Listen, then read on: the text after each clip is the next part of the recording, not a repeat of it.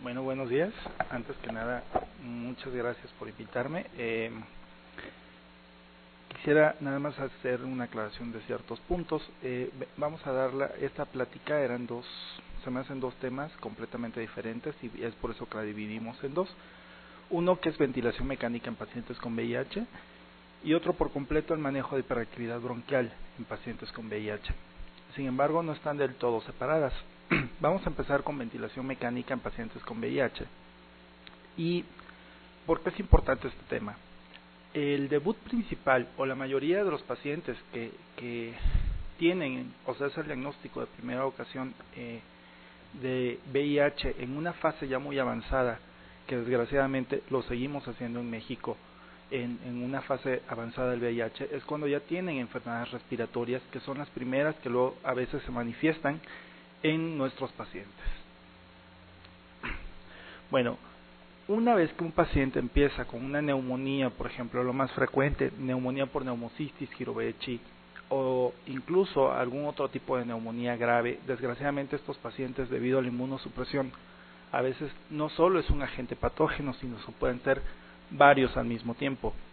Y tenemos un paciente grave con insuficiencia respiratoria, defínase insuficiencia respiratoria ya como un paciente que tiene niveles de oxígeno bajos o una presión arterial por debajo de 60 milímetros de mercurio, demostrada por gasometría. Hay una relación muy precisa en bajar entre los niveles de oxemia por saturación, es decir, por los famosos oxímetros. Cuando la saturación está por debajo de 90, concuerda de forma excelente con los niveles de PaO2, cuando no tenemos la disponibilidad, sobre todo en otros lugares, de una gasometría arterial. No así los niveles de CO2.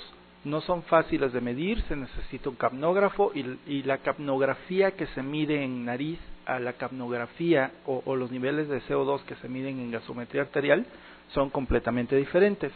Pero bueno, una vez que tenemos un paciente con ya falla respiratoria o insuficiencia respiratoria, PaO2 por debajo de 60 milímetros de mercurio, ¿qué tenemos que decidir? Si el paciente solo necesita suplementos de oxígeno o peor aún, el paciente está tan delicado que necesita el apoyo de un tipo de ventilación mecánica. Desgraciadamente, estos tipos de ventilación mecánica no los tenemos en cualquier lugar disponibles. Sin embargo, donde los tenemos, podremos ofrecerle mejor ventaja de ventilación al paciente. ¿Cuáles son? La invasiva y la no invasiva. La invasiva per se, no me voy a detener nada en ella, porque realmente es la que todo mundo manejamos. Intubamos al paciente y manejamos con el ventilador. Sin embargo, yo les vengo a platicar más un poquito en este momento de ventilación mecánica no invasiva, porque con este tipo de ventilación mecánica no invasiva hemos soportado de forma adecuada al paciente mientras mejora el estado infeccioso, es decir, la neumonía, y este paciente nos evitamos con él una orointubación y todos los riesgos que esto conlleva. Bueno, en sí, ¿cuáles son los objetivos de una ventilación mecánica no invasiva? 1. Mejorar la oxigenación arterial, por supuesto. 2. Aumentar la ventilación alveolar. Disminuir el trabajo para respirar. Un paciente que empieza con taquipnea, dígase frecuencia respiratoria por arriba de 20, ese paciente tiene un aumento en el trabajo para respirar, un gasto muscular y un consumo de oxígeno bastante elevado. Y si se mantiene de esta forma, el paciente va a llegar a tener el incremento en producción de lactato y llevarlo a una acidosis láctica. Es por eso que precisamente necesitamos disminuir el trabajo para respirar. Y, por supuesto, la más importante, que es la última, evitar la intubación orotraqueal. Es lo que necesitamos o el objetivo principal de una ventilación mecánica no invasiva. Ahora, ¿cómo se lleva esto? Estas son unas radiografías de pacientes que tienen el diagnóstico de neumonía por neumocistis. Si ustedes ven, no es una consolidación clásica como en una neumonía. Se llama o se describe radiológicamente como vidrio despulido, es decir, como radiopacidad realmente en velo o es algo bastante difuso. Afortunadamente, este tipo de neumonía, cuando está empezando, podríamos a este paciente soportarlo solo con ventilación mecánica no invasiva. Sin embargo, tampoco es algo muy claro, que aunque no tenga tantas manifestaciones radiológicas, el paciente no concuerda con la severidad de la insuficiencia. Hay pacientes que tienen una radiografía, por decir, extremadamente blanca y están como si nada, los niveles de oxígeno, y hay pacientes que están como al principio, como la primera radiografía, y esos pacientes ya tienen una insuficiencia respiratoria verdaderamente grave. Cuando tenemos el auxilio de otros tipos de diagnósticos como la tomografía, no sé si alcanzan a observar que hay zonas completamente negras y hay completamente grises o un poco más blancas. Ese es el famoso también vidrio despulido en una tomografía, y es solo para ejemplificar. Este paciente realmente, de hecho, empezó con una neumonía, aunque no se veía tan severa, desgraciadamente sí tenía una insuficiencia respiratoria muy grave. Ahora, tiene sus ventajas la ventilación mecánica no invasiva. ¿Cuáles son ellas? Principalmente es fácil de remover, es decir, como al paciente no se le mete ningún tubo orotraqueal, es fácilmente quitable. Es una mascarilla a presión que se pone en la nariz. También tiene que se puede aplicar de forma continua o intermitente. Hay pacientes que no están tan severamente dañados que solo lo podemos ventilar como por horas alternas e incluso darle la oportunidad de que descanse debido a que es una presión positiva. También reduce, por supuesto, la necesidad de sedación. De hecho, también es una de las contraindicaciones. Si el paciente tiene alteración en el estado mental o el paciente se debe de sedar, es una contraindicación administrar la ventilación mecánica no invasiva. También, obviamente,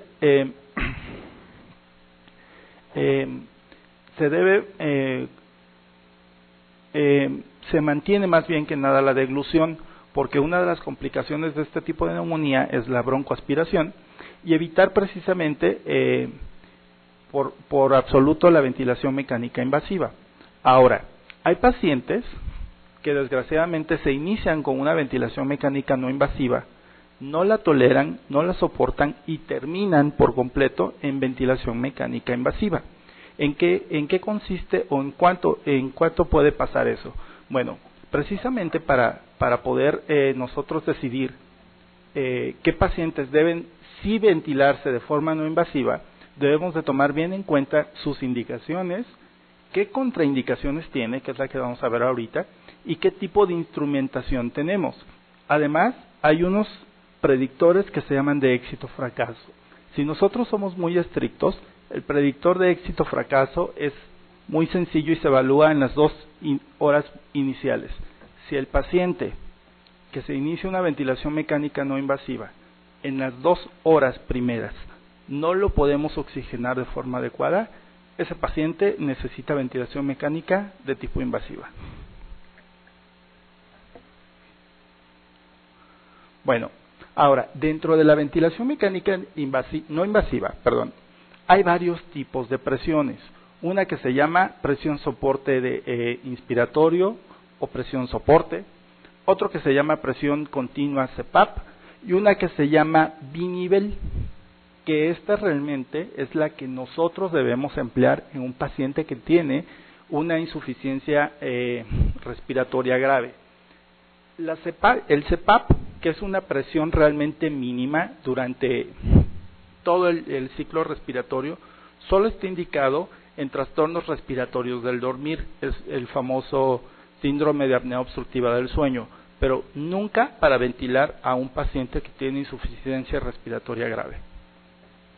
La presión de soporte inspiratorio es muy sencilla de ilustrárselas, es decir, cuando ustedes tienen un paciente ventilado con invasiva, nosotros manejamos 2 parámetros, uno que se llama presión inspiratoria y otro que se llama PIP.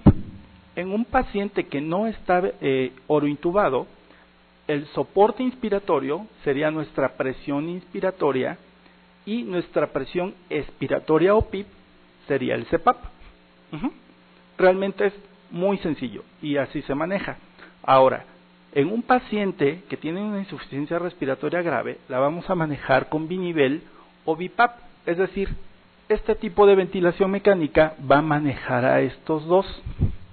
No nada más le estamos dando un tipo de ventilación al paciente, le estamos dando doble fuerza.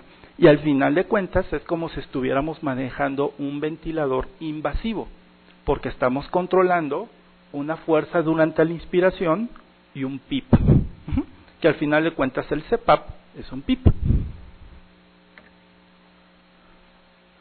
Bueno, pero también tiene sus desventajas. ¿Cuáles son las desventajas de usar ventilación mecánica no invasiva? Uno, y que no está anotado aquí, es la disponibilidad.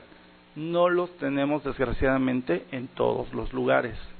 Aunque con los nuevos ventiladores mecánicos, dígase desde la VEA hasta ahora, a los que se manejan con ventilación o los que manejamos para ventilación mecánica invasiva, ya manejan o no es necesario que el paciente esté intubado. Le ponemos la mascarilla y funcionan como aparatos no invasivos. Bueno, ¿cuáles son las desventajas precisamente de este tipo de ventilación mecánica? Que esto es una corrección mucho más lenta de los gases sanguíneos. Es decir, a un paciente hipoxémico llevarlo a la normoxemia nos va a llevar más tiempo con un no invasivo que con un invasivo, por supuesto. 2. Que no tenemos acceso a la vía aérea. Si este paciente llega a tener vómito, regurgitación o algo, puede complicarse estrictamente con una neumonía por aspiración. También se necesita un poco de adaptación al paciente. No sé si alguien de ustedes ha visto la ventilación no invasiva. Es una mascarilla. En este caso no sirven las nasales. Tiene que ser una mascarilla que cubra completamente desde la nariz hasta la boca y además va con un arnés cubierto por completo la cabeza. Por supuesto, le ejerce mucha fuerza e incluso les puede lastimar la piel. Aparte, como es ventilación por presión, el paciente los primeros minutos siente que se ahoga. Para eso se necesita algo que se llama rampa. Nosotros programamos en el ventilador rampa de presión, es decir, desde el momento 0 al momento que alcanza las presiones que nosotros estamos programando al ventilador, no es con la primer ventilación. Nosotros ponemos que más o menos sean unos 20 minutos, es decir, durante 20 minutos el ventilador va a ir subiendo de forma muy gradual la presión hasta que alcance la programada por nosotros. Eso se llama tiempo de adaptación. Otra cosa que también es una desventaja en este tipo de ventilación es una distensión gástrica. Esos pacientes pueden tener aerofagia y obviamente tener distensión abdominal.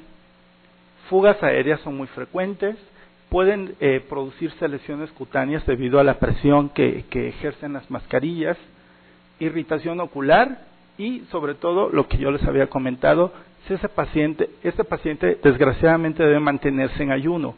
Si ese paciente llega a vomitar, se puede producir una neumonía por aspiración, porque como está continuamente abierta la vía aérea y durante el reflujo, inmediatamente el alimento se deglute y se va hacia vía respiratoria.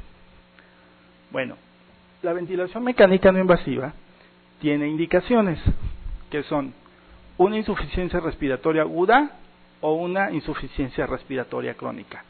Cuando es una insuficiencia respiratoria aguda, obviamente la indicación principal es hipoxemia. Ese paciente debe estar completamente hipoxémico. ¿Y por qué puede estar hipoxémico? Por una neumonía, por edema pulmonar. Nosotros, en nuestros pacientes, no siempre es la neumonía la indicación de intubar o de iniciar ventilación mecánica. A veces llegan pacientes con una neumonía por neumocistis verdaderamente hipotensos, deshidratados, y durante la reanimación severa con líquidos o hidratación, lo que le producimos al paciente es edema pulmonar. Y también otra indicación de la ventilación mecánica no invasiva que ahora está tomando mucho auge es esta, precisamente post-extubación.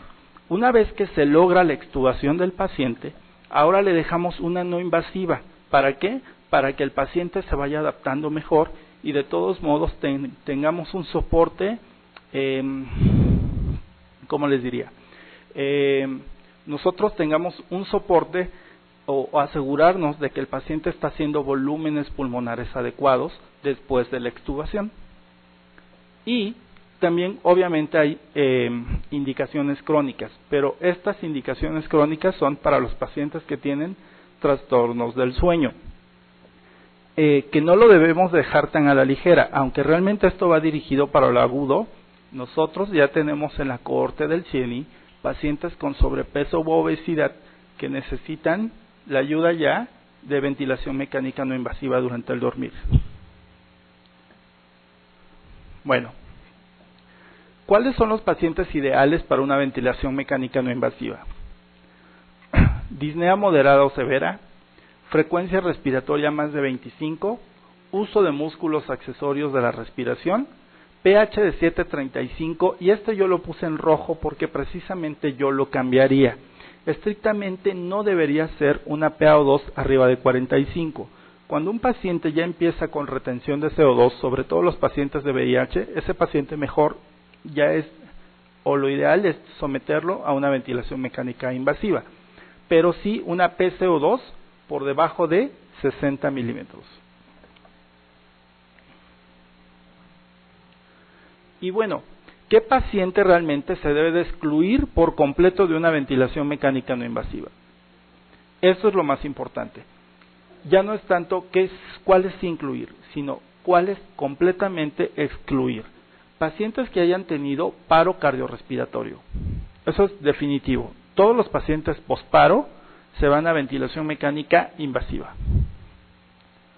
Inestabilidad hemodinámica. Un paciente que necesita apoyo de aminas, ese paciente no puede estar con una ventilación mecánica no invasiva. Arritmias graves, depresión del estado de conciencia debido a que el respirador no invasivo se dispara con los cambios que detecta en la presión de la vía aérea, es decir, solo da soporte. Soporte significa que tienen sensores de presión. Cuando el aparato detecta que hay cambios en la presión inspiratorios, entonces es cuando dispara el aire para ayuda a la ventilación del paciente, pero no tiene un ciclo programado como tal, como un ventilador invasivo. Trauma de cráneo encefálico o maxilofacial, sobre todo por el soporte que yo les dije de las mascarillas. Cirugía digestiva reciente, alto riesgo de aspiración por el riesgo de neumonías e incapacidad de eliminar secreciones. Ese paciente se debe excluir completamente de el apoyo de soporte ventilatorio no invasivo. Y ¿se acuerdan de que les había comentado de los predictores de éxito o fracaso? ¿Cuándo se debe de interrumpir por completo ya a que la ventilación no invasiva en pacientes? Cuando tengan incapacidad de tolerar el sistema, es decir, el paciente definitivamente siente que se ahoga a pesar de que está con el ventilador mecánico, ese paciente no va a aguantar. Lo más indicado es otro tipo de ventilación mecánica. Incapacidad para mejorar los gases respiratorios. ¿En cuánto tiempo? ¿Cuánto tiempo realmente le vamos a dar oportunidad al paciente de corregirse? Estrictamente 2 horas, no más de 6. Si ese paciente después de 6 sigue gravemente hipoxémico, este tipo de ventilación no es la correcta para nuestros pacientes. Trabajo respiratorio persistentemente elevado a pesar de la ventilación mecánica, mal manejo de secreciones, que el paciente iniciara con inestabilidad hemodinámica y arritmias graves. ¿Por qué?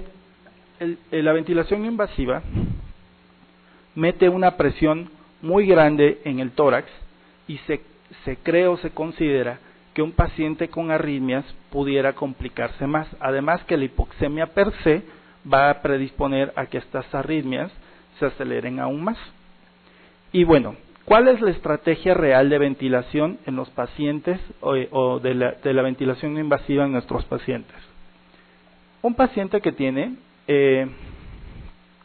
una neumonía grave, por decir, vamos a decidir si se va a no invasiva o a invasiva. Un ejemplo, se va a ventilación invasiva. Como después de que está con ventilación mecánica invasiva, vamos a decidir cómo lo destetamos, es decir, cómo le retiramos la ventilación mecánica. De forma clásica, o incluso estos pacientes se despiertan, después se les pone un ventilador no invasivo y listo.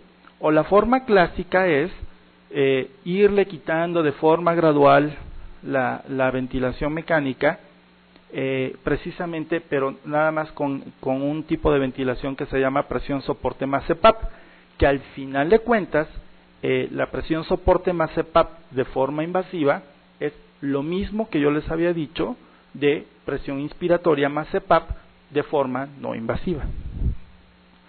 Y el destete convencional o la ventilación mecánica no invasiva es cuando haya fracaso de la extubación. Antes de reintubarlo, también le podemos dar una ventilación no invasiva. Es decir, la no invasiva, precisamente por eso fue la intención de comentárselas ahorita, porque está tomando un auge muy importante. ¿En qué? En dos situaciones, en destete y en darle oportunidad al paciente de evitar una intubación orotraqueal con todo lo que esto conlleva. Obviamente, siempre también seleccionando de forma adecuada a nuestros pacientes. Hasta aquí nos quedamos con algo de ventilación mecánica. Me gustaría mejor, antes de iniciar el siguiente tema, que también está muy relacionado, pero vamos a hablar de hiperreactividad bronquial. ¿Hasta aquí hay alguna duda o algún comentario? ¿No? ¿Ninguno? Bueno, vamos a hablar de algo también muy importante en los pacientes con VIH, hiperreactividad bronquial. Hiperreactividad bronquial en los pacientes con VIH es un subdiagnóstico verdaderamente importante. Nosotros en la cohorte del CIENI tenemos o hemos visto que varios pacientes han sido referidos a la consulta de neumología porque tienen síntomas de hiperreactividad. Pero, ¿qué es la hiperreactividad? La hiperreactividad bronquial es la tendencia del árbol bronquial o de la vía aérea en sí a una respuesta broncoconstrictora excesiva frente a estímulos de diversa índole. Esto es muy difícil separarlo del diagnóstico de asma como tal. Sin embargo, vamos a ver unas cosas bastante importantes. Bueno, ¿cuáles son los síntomas de hiperreactividad bronquial? Tos no productiva, especialmente nocturna, asociado al ejercicio, a la risa o a cualquier otro esfuerzo. Principalmente se dan cuenta cuando esos pacientes hacen expiraciones forzadas y posteriormente empiezan con tos. Disnea nocturna recurrente o provocada por el ejercicio o tos durante el ejercicio excesivo es un paciente que pudiera tener el diagnóstico de hiperreactividad bronquial.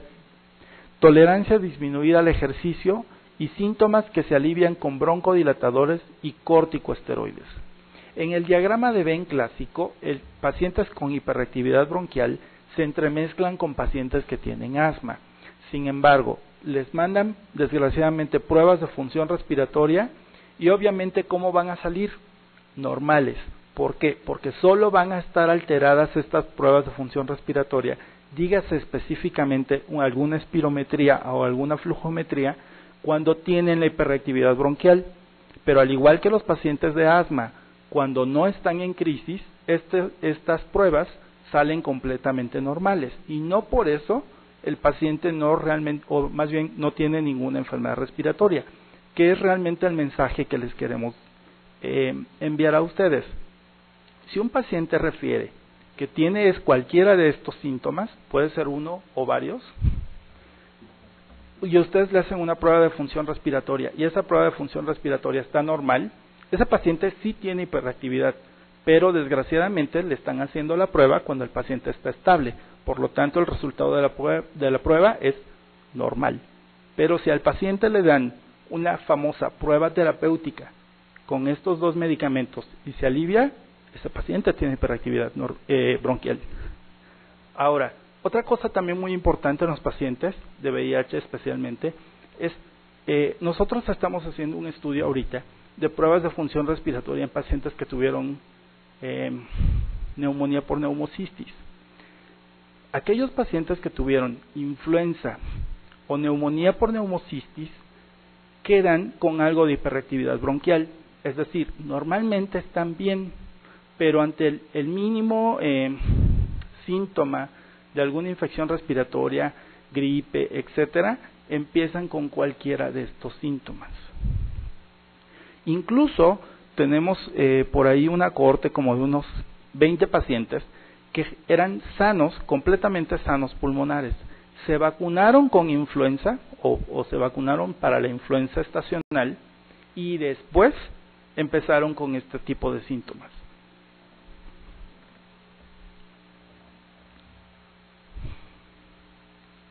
Creo que se pasó uno. Eso es. Entonces recordamos, ¿cuáles son los síntomas? Tos.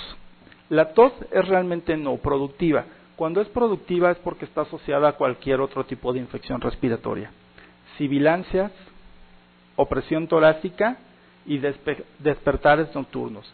¿Cuál es el pico o más bien el horario principal donde los pacientes se despiertan por tos o con este tipo de síntomas? Entre 2 y 3 de la mañana, que circadianamente es donde se tiene el flujo más disminuido del FEP1. Bueno, ahora, ¿qué también puede llevarnos a este tipo de síntomas sin necesariamente ser hiperreactividad bronquial? Infecciones respiratorias, dígase influenza, también da este tipo de síntomas, cuadros gripales severos, bronquiolitis y en nuestros pacientes que tienen el diagnóstico de VIH, tuberculosis. Anteriormente se consideraba que después de 500 células un paciente ya no tenía el riesgo de tuberculosis. Mentira. Tuberculosis desgraciadamente son de las enfermedades que no importa el número de CD4, puede ser factible que la presente cualquier paciente. Enfermedades obstructivas localizadas como trastornos de la glotis, cáncer de laringe, bronquios o cuerpos extraños en bronquios también te puede dar este tipo de síntomas o disfunción de cuerdas vocales. Esto es importante en los pacientes que ya tuvieron alguna infección grave como neumonía por neumocistis y que estuvieron intubados. Es decir, si, aquellos pacientes que estuvieron intubados de forma prolongada, uno de los diagnósticos diferenciales antes de decir que solo es hiperreactividad bronquial es ver que efectivamente no tengan estenosis traqueal, malasia traqueal o trastornos de las cuerdas vocales. Enfermedades obstructivas generalizadas como bronquiectasias. Neumonía por neumocistis es de las que se considera que da de forma aguda bronquiectasias, quistes, y que posteriormente el paciente obviamente se va a estar comportando de forma obstructiva como clínicamente se presentan los pacientes que tienen bronquiectasias. Enfermedad pulmonar obstructiva crónica. Nosotros tenemos también aquí ya en la cohorte del CIENI muchísimos pacientes que no solo tienen el diagnóstico de VIH, sino que ya son, afortunadamente, ya tienen una sobrevida muy grande, y estos pacientes después de los 45 años, 50 años, que tienen el antecedente de haber fumado durante mucho tiempo, no por eso no van a presentar EPOC o cualquier otra enfermedad relacionada al tabaquismo. Incluso actualmente se están haciendo algunas reportes de casos de que los pacientes que tienen el diagnóstico de VIH desarrollan más fácil cualquier trastorno inflamatorio crónico como asma y EPOC. Bronquiolitis obliterante, que solo tenemos por aquí unos 4 casos, realmente es bastante escaso, y fibrosis quística. Pero también tenemos el paciente, esto es normalmente en niños, pero también tenemos el caso de 3 pacientes en la historia del CIENI que los estuvieron tratando como asma crónico, y el paciente tenía acropaquias, es decir, asma y acropaquias es imposible. Esos pacientes se estudiaron, incluso se sometieron a biopsia pulmonar y el diagnóstico fue bronquiolitis folicular. Es otro tipo de inflamación crónica de la vía respiratoria que se comporta como un paciente hiperreactor bronquial y que desgraciadamente La acropaquia era por hipoxemia crónica y ese paciente necesitaba otro tipo de inmunomodulador para disminuir la respuesta inflamatoria bronquial, no solo esteroides inhalados. Y enfermedades restrictivas. Aunque yo nunca he visto realmente fibrosis pulmonar en pacientes con VIH, y afortunadamente lo digo porque fibrosis pulmonar o las enfermedades intersticiales tienen un pronóstico igual o peor que el cáncer. Un paciente que tiene el diagnóstico de fibrosis pulmonar tiene una sobrevida no más de 1 año y medio. Probablemente porque la inmunodepresión sí disminuye el proceso inflamatorio intersticial a largo plazo, probablemente, o porque por la edad no los alcanzamos a ver. Sin embargo, ahora que estamos viendo una sobrevida mayor en nuestros pacientes, por ahí podemos reportar o encontrar algún paciente que tuviera fibrosis pulmonar. Bueno, y esta realmente es la diapositiva, yo creo que más importante de toda la plática, y que va a resumir en esto. ¿Cuál es lo más importante? A veces no es el diagnóstico de hiperreactividad bronquial. Es muy difícil a veces separar asma y hiperreactividad bronquial, pero damos la famosa prueba de tratamiento y con eso mejoran. Pero, ¿qué vamos a hacer con estos pacientes? 1, educar al paciente. Esto yo creo que es el principal objetivo de todo tratamiento y obligación de nosotros como médicos es educar y decirles qué enfermedad tienen, cómo se deben de cuidar. 2, medir la función pulmonar. No por ser un paciente de VIH, no se le van a mandar las pruebas de función respiratoria, al contrario. Y también tener en mente que muchas pruebas de función respiratoria, cuando el paciente esté sano o en el paciente que esté sin la exacerbación bronquial, esas pruebas de función respiratoria van a estar normales. Pero no por eso le vamos a dejar de creer al paciente que realmente tiene estos síntomas y que esas son sus manifestaciones, que es los graves errores que hemos tenido o habíamos tenido con los pacientes. Tenían los síntomas, les mandábamos las pruebas de función respiratoria, las pruebas de función respiratoria estaban normales y les decíamos que no tenía nada. No, estos pacientes realmente lo que podemos, para demostrar que efectivamente tienen hiperreactividad bronquial, hay una prueba de función respiratoria especial, se toma aquí en el INER y es muy barata, es una espirometría normal, sin embargo es post-ejercicio. Al paciente lo ponen a hacer ejercicio y durante el ejercicio le hacen una prueba de espirometría. Y efectivamente estos pacientes, yo ya les había comentado durante los síntomas, que son durante el esfuerzo. Por lo tanto, esa prueba sale completamente positiva y se llama así, prueba de provocación. Evitar factores desencadenantes. Como cualquier otro paciente que tiene una enfermedad bronquial, se deben de evitar, por ejemplo, el contacto con perros, con peluches, alfombras o cosas que guarden mucho polvo. Evitar también el contacto con olores muy fuertes. Normalmente los pacientes lo refieren como cuando, un ejemplo, cuando pasan por el súper, durante los estantes de jabón, cloro y eso, que empiezan con síntomas de tos, estornudo, esos son los tipos de sustancias que estos pacientes deben de evitar.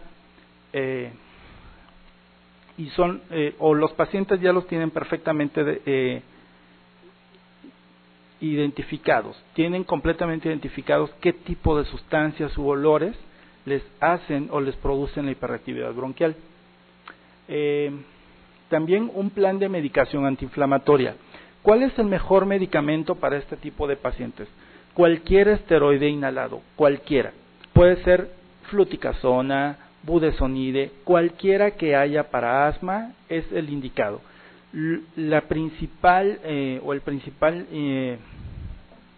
punto a aclararle a este tipo de pacientes es que el hecho de estar inhalando esteroide inhalado no le va a producir deterioro en la función celular de sus CD4, en primera.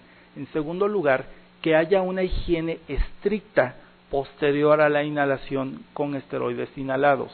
Una medida muy económica que se le debe de recomendar a todos los pacientes que tienen hiperactividad bronquial es que después de que inhalen el esteroide inhalado, hagan gárgaras y buches con agua con bicarbonato.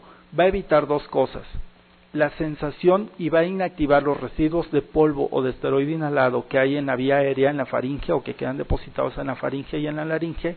Y en segundo, va a evitar que haya colonización de hongos en su mucosa por el uso de esteroides a una dosis bastante alta. Manejo de la crisis. Al igual que a los pacientes de asma, se les debe de mandar comprar un flujómetro que no vale más de 50 a 80 pesos, y cuando ellos tengan síntomas, se sopla y nosotros le debemos de medir un semáforo. Según el peso, edad y talla, ya hay semáforos o se ajusta el flujómetro a semáforos, y decirle: cuando usted esté en amarillo, se pone el salbutamol, no deje de usar su esteroide inhalado, pero ahora se pone salbutamol. Y cuando esté en rojo, tiene que venir directamente al servicio de urgencias. Pero es parte del punto principal: educación al paciente y seguimiento periódico. Estos pacientes, a pesar de que es una enfermedad leve, como incluso igual que el asma, mientras no estén en crisis, no les va a producir más, o no les va a producir más deterioro. Y al igual que en el asma, una vez que pasa la exacerbación, vuelven a la normalidad, no por eso no se les va a llevar un seguimiento. De hecho, este tipo de pacientes estrictamente sí pudiera desarrollar, por el tipo de sistema inmunológico tan deteriorado que tienen mayor predisposición a infecciones respiratorias, y este tipo de infecciones respiratorias sí conllevar a que gradualmente se vaya deteriorando la función respiratoria, no como en un paciente asmático, sino que se esté comportando como un paciente, se llama, que está realizando o lo está conllevando a obstrucción fija de la vía aérea. Este tipo de pacientes en especial se debe de manejar con pruebas de función respiratoria, con un seguimiento adecuado, con un tratamiento corticosteroide inhalado, con un medicamento de rescate como es el salbutamol, educándolo siempre que se haga la flujometría y tenga un semáforo para nosotros decir cuándo debe de ser manejado en urgencias, cuándo puede seguir en casa o cuándo debe de continuar con su manejo normal. Y sobre todo, que estrictamente todos los pacientes deben de tener una valoración, así como tienen una valoración oftalmológica anual, así como tienen una evaluación dermatológica anual, tengan o no tengan síntomas. Todos los pacientes que tienen el diagnóstico de VIH deben de tener una evaluación neumológica anual. Y bueno, no sé si tienen hasta aquí algún comentario. El manejo realmente es bastante sencillo.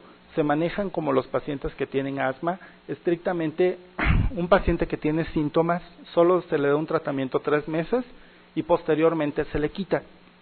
Si el paciente vuelve a tener síntomas después de 3 meses, ese paciente se debe manejar de forma permanente como un paciente que tiene asma. No sé si tienen